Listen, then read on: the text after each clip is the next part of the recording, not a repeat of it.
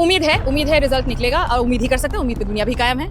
और मुझे लगता है कि उम्मीद एक ऐसी शक्ति है, एक ऐसी ताकत है जो जिन लोगों के पास कुछ नहीं होता वो उनको जीने का थोड़ा सा एक ऑप्शन देती है और थोड़ा सा प्रूव करें। कह रहे हैं, कहने से कुछ भी, तो कहने को तो हम भी बहुत कुछ कह सकते हैं, लेकिन प्रूव करना पड़ेगा ना आपको। जैसे फॉर एग्जांपल जब हम लोग कह रहे थे कि वोट चोरी हुई है, तो आप भी यही कह रहे थे कि प्रूफ दो, और हम लोगों ने प्रूफ दिया भी था। हमारे धर्मेंद्र प्रधान की इस्तीफा की बात हो रही है, क्या आपको लगता है कि इस आंदोलन से कुछ असर पड़ने वाला सरकार पे, इस्तीफा देंगे? धर्मेंद्र प्रधान की उन्होंने फोटो लगाई थी और लिखा था कि अतिथि तुम कब जाओगे, भांग कुएं में मिला है और आप केतली केतली साफ कर रहे हैं, केतली का इंतजाम कर रहे हैं। इंडियन एयरफोर्स की जो गरिमा है, उस गरिमा को थोड़ा सा मुझे लगता है कि उसके बारे में ध्यान देना चाहिए था। लाल हिट चाहिए था, काला हिट लेके घूम रहे मैंने देखा था। सो दैट्स लाइक आप लोग होमवर्क भी नहीं करके आए, कम से कम होमवर्क करो।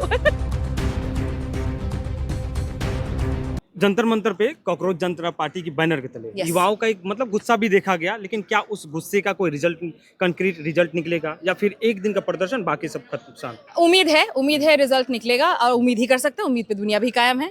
और मुझे लगता है कि उम्मीद एक ऐसी शक्ति है, एक ऐसी ताकत है जो जिन लोगों के पास कुछ नहीं होता वो उनको जीने का थोड़ा सा एक ऑप्शन देती है और थोड़ा सा आगे और कुछ दिन रह ले और कुछ दिन देख लें, इस तरीके का एक मेंटल स्टेट में भी पहुंचा देती है। So I think hope is important, and for hope events like this and protests like this are also important. Doesn't matter कि एक दिन रहता है, हमेशा रहता है, या फिर सस्टेन चलता है। अगर सस्टेन होता तो बहुत बढ़िया बात होती है, wonderful, that would have been a wonderful thing. Let's see how they continue, because frankly speaking 15 दिन पुरानी पार्टी भी नहीं है यार, पार्टी भी नहीं है, इट्स अ मूवमेंट है, सोशल मीडिया का मूवमेंट, एक सटायर का पेज था। 15 दिन पुराने लोग हैं, उनसे आप रूलिंग पार्टी जितनी अकाउंटेबिलिटी तो नहीं एक्सपेक्ट करे अभी फिलहाल।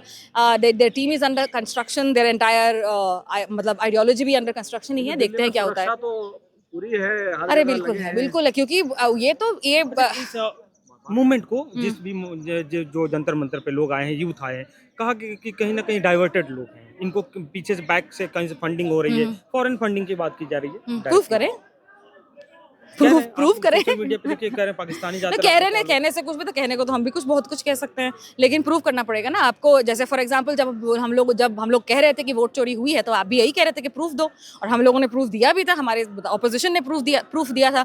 तो आप प्रूफ बिना दिए बात ना करें। और हम लोग वैसे भी, जैसा हम कह रहे हैं कि वी आर आउटसाइडर्स, हम लोग तो डिसीजन मेकिंग बॉडीज में नहीं है जो पेज के लोग हैं, लेकिन फिर भी हमारा समर्थन मूवमेंट की तरफ है, हमारा समर्थन छात्रों के लिए है। हम समर्थन किसी एक पर्टिकुलर पार्टी के बैनर की तरह नीचे नहीं आए हैं। आप अंदर जाके देखेंगे बहुत सारी पार्टीज हैं जो लोग साथ आए हैं, जो लोग एक ही स्थल पर प्रोटेस्ट कर रहे हैं, and I think it's wonderful. I think ये हमारे देश के अभी जो डेमोक्रेटिक हमारी जो आस्था बची है, उसका एक एग्जाम्पल है कि इतने सारे लोग इकट्ठा आए हैं, अलग अलग बैनर्स के तले ही इकट्ठे आए हैं। मैंने जय भीम के नारे भी सुने हैं, जय संविधान के भी नारे सुने हैं, सारे नारे सुने, भारत माता की जय की, वंदे मातरम के भी नारे सुने हैं। तो अंदर बहुत सारे लोग हैं और सब लोग एक साथ हैं, and I think that's important. प्रधान की इस्तीफा की बात हो रही है, क्या आपको लगता है कि इस आंदोलन से कुछ असर पड़ने वाला सरकार पे, इस्तीफा देंगे वो? मुझे लगता है प्रेशर तो बनाया जा रहा है और प्रेशर बन रहा है, क्योंकि कल मैंने कई राइट विंग अकाउंट्स हैं जिनके जो ट्विटर पे हैं और जिनका मैंने देखा, तो एक पर्टिकुलर मुझे अभी दिमाग में आ रहा है, जिसमें धर्मेंद्र प्रधान की उन्होंने फोटो लगाई थी और लिखा था कि अतिथि तुम कब जाओगे। तो इस तरीके का एक स्टेटमेंट राइट विंग के, एक प्रोमिनेंट राइट विंग के अकाउंट से आना, मुझे लगता है कहीं ना कहीं अंदर बात तो चल ही रही होगी, क्योंकि प्रेशर है इस बात को आप इग्नोर नहीं कर सकते हैं कि प्रेशर है, तो प्रेशर है। सरकार कह रही है कि हम एक्शन ले रहे हैं, जो भी पेपर लीक हुआ है हमें खेद है और उसके सुधार के लिए भी काम कर रहे हैं। अब एयरफोर्स को जिम्मेदारी दे दी गई है कि वो पेपर लेके जाएंगे।